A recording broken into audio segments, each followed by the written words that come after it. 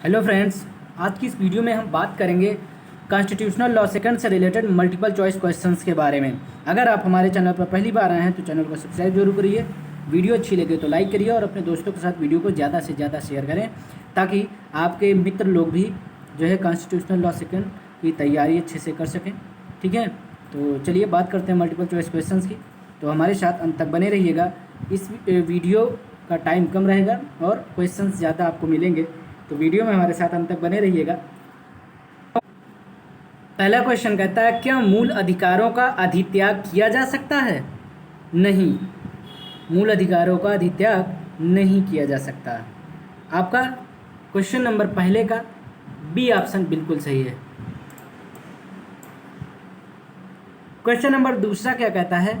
मूल अधिकार नैसर्गिक एवं अप्रतिदेय अधिकार है, ये कथन दिया गया है। तो किसके द्वारा यह कथन दिया गया है? यहाँ पर आपका ए ऑप्शन बिल्कुल सही है, न्यायमूर्ति के सुब्बा राव द्वारा। बात करते हैं क्वेश्चन नंबर तीसरे की। क्वेश्चन नंबर तीसरा कहता है, स्थानीय एवं अन्य प्राधिकारीय उदाहरण हैं। तो यहाँ पर क्वेश्चन नंबर तीसरे में आपका डी ऑप्शन बिल्कुल सही है, ये सभी। ठीक है, समझ गए?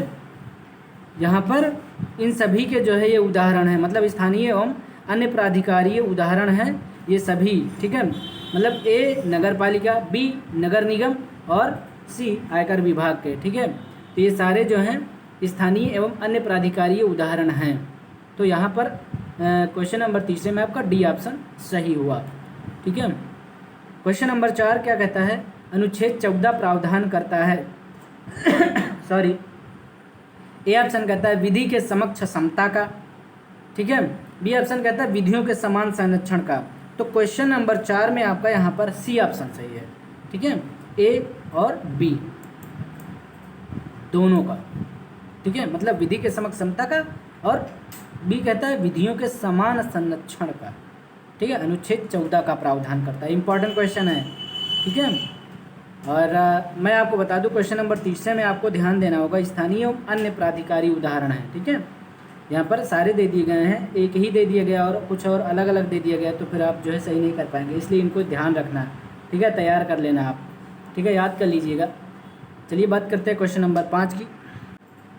क्वेश्चन नंबर 5 कहता है आच्छादन का सिद्धांत संबंधित है। तो क्वेश्चन नंबर 5 में आपका यहाँ पर बी ऑप्शन बिल्कुल सही होगा, अनुच्छेद 13। ठीक है, अनुच्छेद 13 से। क्वेश्चन नंबर 6 क्या कहता है? लोक नियोजन में अवसर की समता संबंधित है। तो लोक नियोजन में अवसर की समता संबंधित है अनुच्छेद 16 से। ठीक है, मतलब ए ऑप्शन यहाँ पर आपका सही हुआ। ठीक है, चलिए बात करते हैं क्वेश्चन नंबर 7 की। क्वेश्चन नंबर 7 कहता है मानव के दुर्व्यवहार और बलात्श्रम का प्रतिषेध करता है। तो यहाँ पर आपका ए ऑप्शन बिल्कुल सही है क्वेश्चन नंबर 7 में, अनुच्छेद 23। ठीक है, अनुच्छेद 23 जो है मानव के दुर्व्यवहार और बलात्श्रम का प्रतिषेध करता है, याद कर लीजिएगा, बहुत इंपॉर्टेंट है। क्वेश्चन नंबर 8 कहता है निम्नलिखित में से कौन सा वाद पृथक्करणीयता के वाद से संबंधित है? ठीक है, तो यहाँ पर आपका सी ऑप्शन सही हुआ, ए एवं बी दोनों, या ए और बी दोनों। ठीक है, बात करते हैं क्वेश्चन नंबर 9 की। क्वेश्चन नंबर 9 कहता है भीखाजी बनाम स्टेट ऑफ मध्य प्रदेश राज्य का मामला संबंधित है। तो यहाँ पर आपका बी ऑप्शन बिल्कुल सही है, आच्छादन के सिद्धांत से। आच्छादन के सिद्धांत से। ठीक है, क्वेश्चन नंबर 10 कहता है आपका कि राज्य की परिभाषा के अंतर्गत सम्मिलित नहीं है। तो यहाँ पर आपका सी ऑप्शन बिल्कुल सही है, निजी महाविद्यालय जिसे राज्य सरकार से अनुदान प्राप्त नहीं है। ठीक है, क्वेश्चन नंबर 10 में आपका सी ऑप्शन बिल्कुल सही है।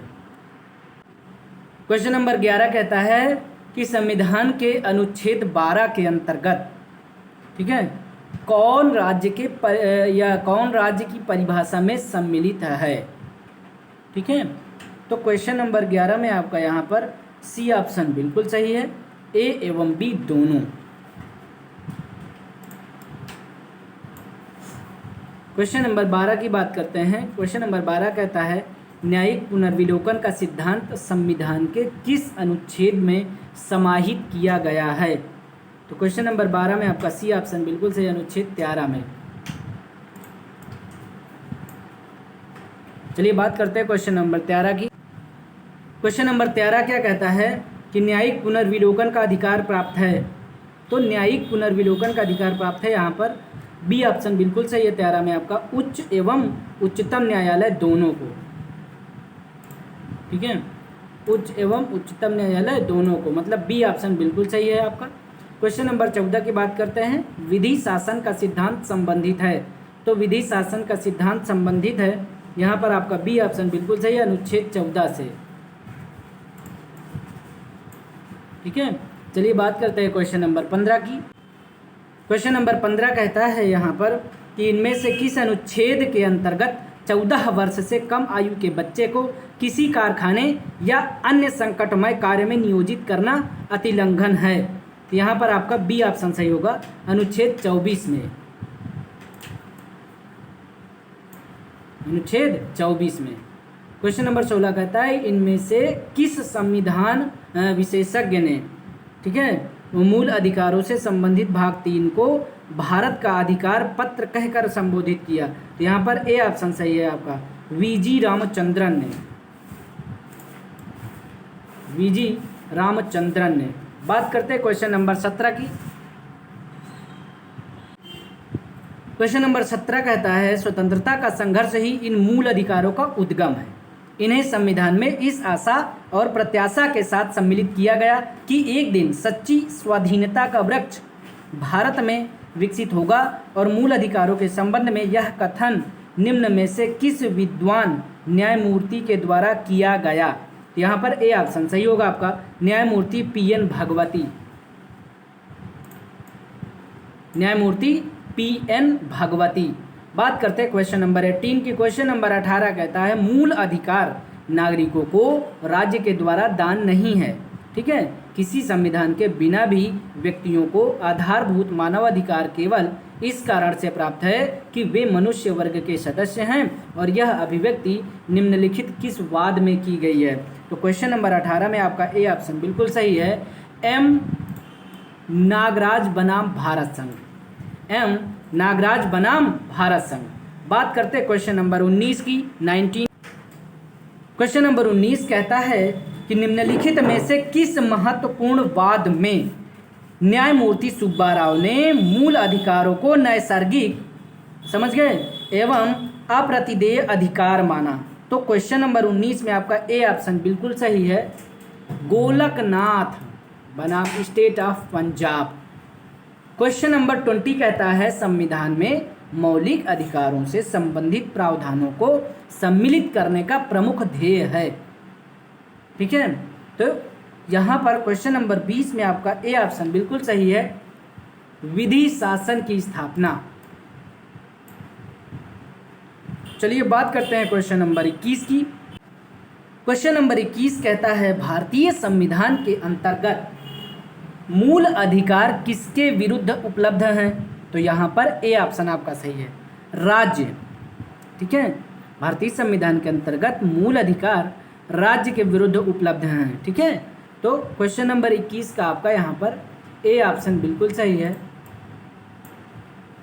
क्वेश्चन नंबर 22 कहता है कि मिट्ठू बनाम पंजाब राज्य के बाद में उच्चतम न्यायालय ने भारतीय दंड संहिता की किस धारा को असंवैधानिक घोषित कर दिया था। तो क्वेश्चन नंबर 22 में आपका यहाँ पर सी ऑप्शन बिल्कुल सही होगा, धारा 303। क्वेश्चन नंबर 22 में आपका सी ऑप्शन बिल्कुल सही है। चलिए बात करते हैं क्वेश्चन नंबर 23 की। क्वेश्चन नंबर 23 कहता है मूल अधिकार भारतीय संविधान के किस भाग में समाहित हैं। तो यहाँ पर 23 में आपका बी ऑप्शन सही है, भाग 3। ठीक है, क्वेश्चन नंबर 24 क्या कहता है कि संविधान द्वारा प्रदत्त मौलिक अधिकारों का कोई भी व्यक्ति स्वेच्छा से परित्याग नहीं कर सकता। यह कथन निम्नलिखित में से किस वाद में संप्रेक्षित किया गया है।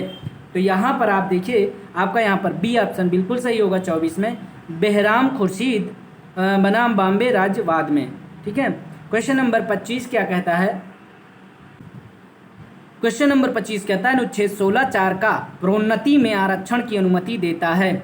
तो 25 में आपका डी ऑप्शन बिल्कुल सही है, अनुसूचित जाति एवं जनजाति के लिए, अनुसूचित जाति एवं जनजाति के लिए। क्वेश्चन नंबर 26 कहता है कि निम्न में से कौन संविधान के अनुच्छेद 12 के अंतर्गत राज्य नहीं है। ठीक है, तो क्वेश्चन नंबर 26 में आपका डी ऑप्शन बिल्कुल सही है, यहाँ पर मतलब लंदन एयरवेज कंपनी। ठीक है, क्वेश्चन नंबर 26 में आपका डी ऑप्शन बिल्कुल सही है। बात करते हैं क्वेश्चन नंबर 27 की, इंपॉर्टेंट क्वेश्चन है, याद कर। क्वेश्चन नंबर 27 कहता है निम्न में से कौन अनुच्छेद 13 के अंतर्गत विधि में सम्मिलित हैं। तो यहाँ पर आपका डी ऑप्शन सही होगा, ये सभी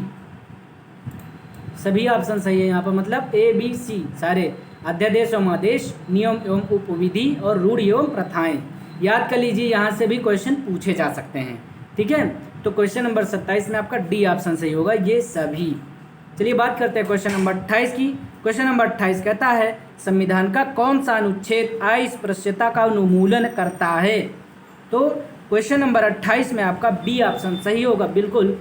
क्वेश्चन नंबर 28 में आपका बी ऑप्शन बिल्कुल सही होगा, अनुच्छेद 17। ठीक है, बात करते हैं क्वेश्चन नंबर 29 की। क्वेश्चन नंबर 29 कहता है मूल अधिकारों को निलंबित किया जा सकता है। ठीक है, तो यहाँ पर आपका डी ऑप्शन सही होगा, इन सभी स्थितियों में, इन सभी स्थितियों में। अब स्थिति याद कर लीजिए कि मूल अधिकारों में निलंबित किया जा सकता है किसको, प्रतिरक्षा सेना के सदस्यों के संबंध में, फिर आपात उद्घोषणा के अधीन, और फिर जब सेना विधि लागू हो तब। ठीक है, तो इन केसों में, तो इन सभी स्थितियों में मूल अधिकारों को निलंबित किया जा सकता है। याद कर लीजिए, इंपॉर्टेंट क्वेश्चन है। 30 क्वेश्चन नंबर क्या कहता है, मूल अधिकार निम्न में से किसके विरुद्ध उपलब्ध है। तो क्वेश्चन नंबर 30 में आपका यहाँ पर डी ऑप्शन सही होगा, इन सभी के। ठीक है, मतलब मूल अधिकार निम्न में से किसके विरुद्ध उपलब्ध है, तो भारत की सरकार, संसद एवं विधानमंडल और स्थानीय एवं अन्य प्राधिकारी। ठीक है, इन सभी के ऊपर। ठीक है, तो क्वेश्चन नंबर 30 में आपका डी ऑप्शन बिल्कुल सही होगा।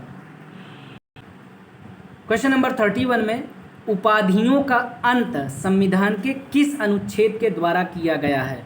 ठीक है, तो 31 का आपका यहाँ पर बी ऑप्शन सही होगा, अनुच्छेद 18। टिक लगा लीजिए, बहुत ही इंपॉर्टेंट क्वेश्चन है। क्वेश्चन नंबर 32 कहता है अनुच्छेद 12 के अंतर्गत राज्य की परिभाषा में सम्मिलित स्थानीय एवं अन्य प्राधिकारी के उदाहरण हैं।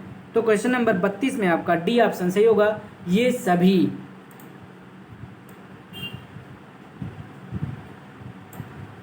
ठीक है, क्वेश्चन नंबर 32 में आपका डी ऑप्शन बिल्कुल सही होगा। ठीक है, विश्वविद्यालय, जीवन बीमा निगम और सहकारी समितियां। ठीक है, ये अनुच्छेद 12 के अंतर्गत राज्य की परिभाषा में सम्मिलित स्थानीय एवं अन्य प्राधिकारी के उदाहरण हैं। ठीक है, तो क्वेश्चन नंबर 32 में आपका डी ऑप्शन बिल्कुल सही हुआ। बात करते हैं क्वेश्चन नंबर 33 की।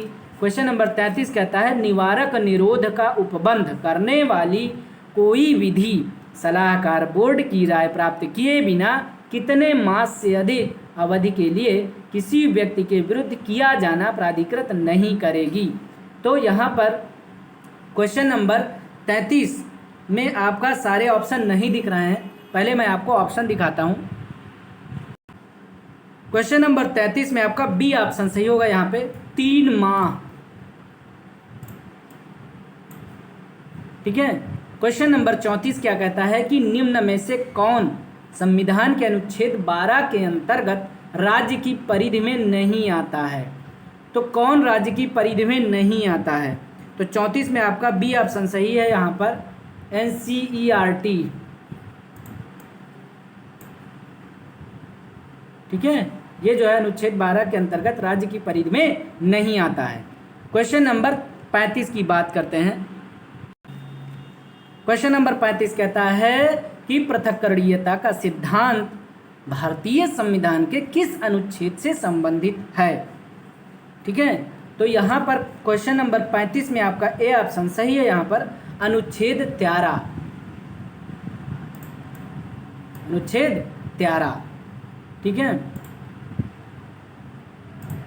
तो बात करते हैं क्वेश्चन नंबर 36 की। क्वेश्चन नंबर 36 कहता है भारतीय संविधान का कौन सा अनुच्छेद गिरफ्तारी और निरोध से संरक्षण प्रदान करता है। तो क्वेश्चन नंबर 36 में आपका सी ऑप्शन बिल्कुल सही हुआ, अनुच्छेद 22। इंपॉर्टेंट क्वेश्चन है, आने वाले क्वेश्चन है आपके पेपर में, ठीक है। क्वेश्चन नंबर 37 क्या कहता है, चलिए बात करते हैं क्वेश्चन नंबर 37 की। क्वेश्चन नंबर 37 कहता है अनुच्छेद 22 के अंतर्गत गिरफ्तारी के विरुद्ध निम्न किस प्रकार के संरक्षण का प्रावधान किया गया है। तो यहाँ पर आपका डी ऑप्शन बिल्कुल सही होगा 37 में, ये सभी, ठीक है। मतलब याद कर लीजिए कि अनुच्छेद 22 के अंतर्गत गिरफ्तारी के विरुद्ध निम्न किस प्रकार के संरक्षण का प्रावधान किया गया है। तो ये सारे, देखिए ए ऑप्शन में कहा गिरफ्तारी के कारण जानने का अधिकार, ठीक है, ये भी है, आप जान लीजिए, इंपॉर्टेंट है, याद रख लीजिए इनको। अपनी पसंद के विधि व्यवसायी से परामर्श का अधिकार, सी 24 घंटों में मजिस्ट्रेट के समक्ष पेश किए जाने का अधिकार, ये सारे पॉइंट्स जानने आपको जरूरी हैं, ठीक है। तो अनुच्छेद 22 के अंतर्गत गिरफ्तारी के विरुद्ध निम्न किस प्रकार के संरक्षण का प्रावधान किया गया है।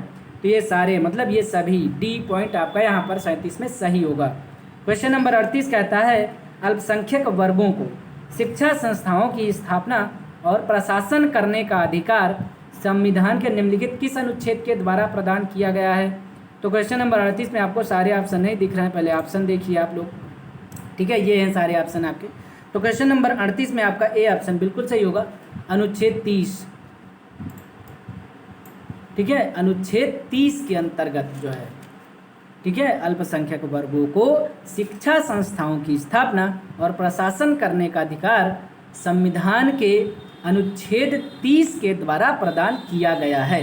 तो याद कर लीजिए, बहुत ही इंपॉर्टेंट क्वेश्चंस हैं, ठीक है। तो आई होप कि आपको वीडियो पसंद आई होगी। आप लोग वीडियो को लाइक नहीं करते, प्लीज़ आप लोग वीडियो को लाइक करिए, वीडियो अपने दोस्तों के साथ वीडियो को ज़्यादा से ज़्यादा शेयर करिए, ताकि आपके मित्र लोग भी अच्छे से पेपर की तैयारी कर सकें। तो अब हम आपसे नेक्स्ट वीडियो में मिलेंगे, और अभी तक चैनल हमारे को सब्सक्राइब नहीं किया आपने तो सब्सक्राइब कर लीजिए हमारे चैनल को, और अब हम आपसे नेक्स्ट वीडियो में मिलेंगे। बहुत बहुत धन्यवाद दोस्तों।